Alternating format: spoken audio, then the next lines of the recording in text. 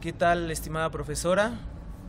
Compañeros, en primer lugar quiero disculparme porque no estoy el día de hoy con ustedes por motivos personales, pero sin embargo quise hacerme presente mediante este sencillo video para exponer a el filósofo David Hume. En esta exposición nos vamos a adentrar de manera muy somera en su pensamiento y las líneas generales de sus reflexiones. Quiero comenzar diciendo que David Hume fue un filósofo, historiador y economista escocés que nació el 7 de mayo de 1711 en Edimburgo. Podemos resumir las líneas principales de su pensamiento diciendo que él consideraba que todo conocimiento llega a través de los sentidos. Y bueno, para introducirnos pues es preciso conocerle.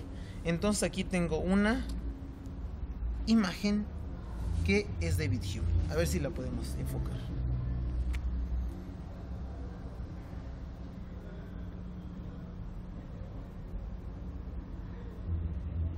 Este es un cuadro de David Hume que principalmente pues no dio cátedra en alguna universidad, sino más bien se dedicó a ser tutor de algunos condes. Bueno, si ustedes quieren, acompáñenme en este recorrido por su pensamiento.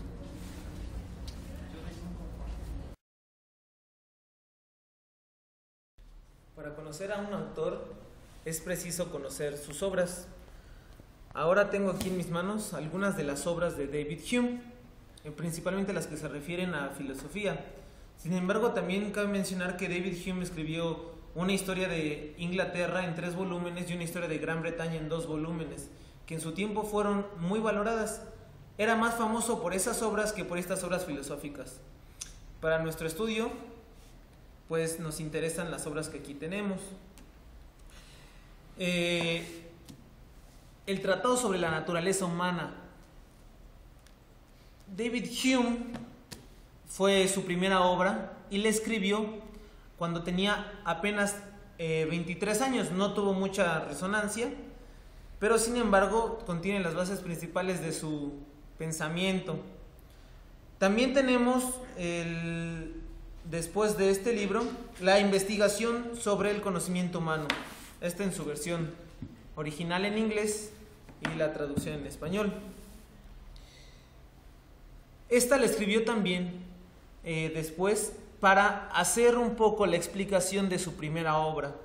Finalmente tenemos otros apuntes o notas sobre sus obras y quiero centrarme en este libro que se llama Del conocimiento de David Hume. Fue publicado póstumamente en 1817 y iban a servir de notas a su obra Investigación sobre el conocimiento humano. Finalmente también David Hume tuvo otros intereses, como es la religión. Ahora tenemos aquí los diálogos sobre la religión natural de David Hume, que también fue publicado póstumamente en 1779. Sin embargo, estos ya estaban escritos en 1751. Como vemos, David Hume es un autor muy prolífico en libros y además con una amplia variedad, desde la historia, la religión, la filosofía, etc. Hemos dicho que en sus grandes líneas el pensamiento de Hume se resume en que todo conocimiento proviene a partir de los sentidos, de la experiencia. Cabría preguntarnos en primer lugar, antes de entrar a la exposición de sus líneas principales, ¿qué es la experiencia? Para ello me voy a servir textualmente de un párrafo de este libro de Johannes Hisberger, de Historia de la Filosofía. Vamos a ver qué dice. Experiencia no es para Hume otra cosa que la asociación de ideas a base de la contigüidad espacio-temporal. Un acontecimiento determinado sigue siempre a otro acontecimiento determinado, y así se asocian ambas ideas, de donde resulta que para Hume la experiencia no es otra cosa que la costumbre o el hábito. No es cuestión de las más altas operaciones de la mente o de otros procesos intelectuales, sino solo de un sentimiento de costumbre que nos hace esperar y creer que ocurrirá lo mismo que que experimentamos antes y que por tanto a lo primero seguirá lo segundo. Esto es fundamental para Hume, como él mismo expresamente no los testifica. Es decir, nosotros ahora entendemos la experiencia sensitiva, pues como el acto simple de utilizar nuestros sentidos. Esto pues es una operación que no tiene ninguna dificultad para la razón. Así mismo Hume lo entendía. Sin embargo, a partir de esta experiencia es cuando se va a empezar a construir el conocimiento.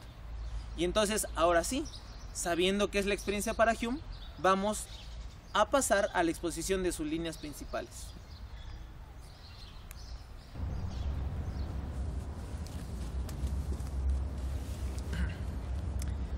Como hemos dicho, Hume pensaba que todo el conocimiento proviene de nuestras percepciones sensoriales, a partir de la vista, del oído, del olfato, del gusto o del tacto.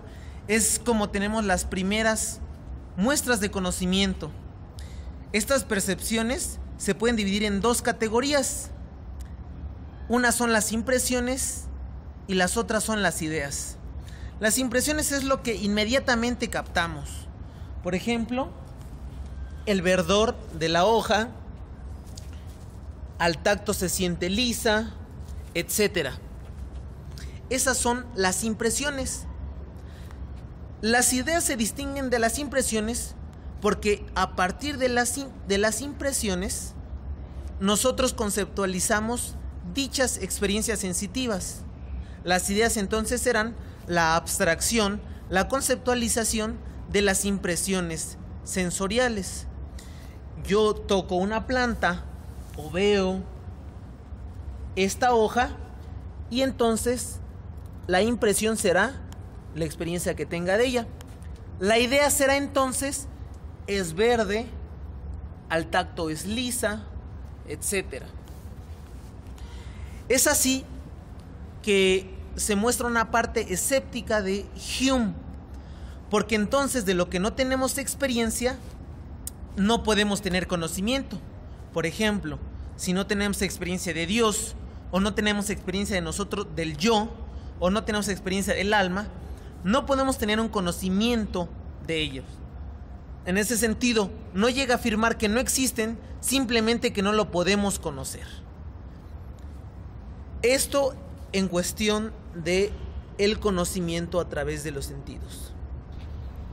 Hemos visto las dos categorías de percepciones, las impresiones y las ideas.